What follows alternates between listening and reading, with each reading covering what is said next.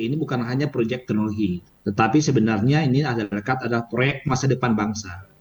Ini menjadi tonggak penting untuk pemerataan kualitas pendidikan, baik dari pelosok negeri, kota besar, hingga wilayah dekat. Hal ini juga menjadi komitmen kami, dan Alhamdulillah Kabupaten Bawah Lemut sudah melakukan ini. Jadi ini terkait dengan bagaimana kita mengejar ketertinggalan.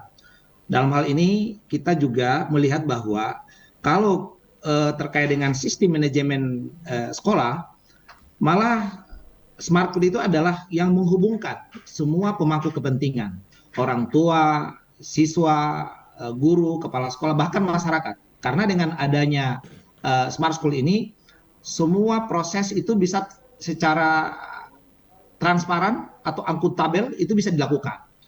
Jadi pada posisi ini kalau bicara terkait dengan proses belajar, jadi di sini siswa tidak hanya belajar apa yang harus dipelajari, tetapi juga bagaimana siswa itu bisa belajar mandiri, kritis dan kreatif.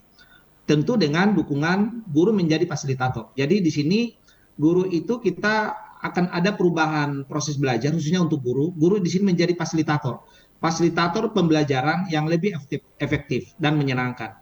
Dan ini juga tentu bagaimana juga bisa secara periodik guru bisa melihat data terkait perkembangan kemajuan belajar anak. Karena tadi sudah disampaikan, setiap ada assessment itu bisa langsung direfleksi. Karena apa? Sudah ada hasilnya.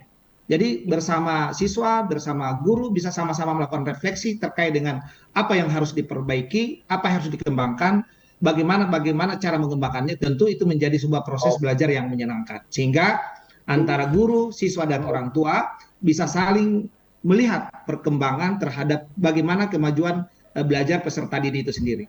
Dan itu menjadi bagian penting untuk kita bisa memastikan bahwa smart school yang menjadi proyek nasional itu menjadi sebuah landscape pendidikan global.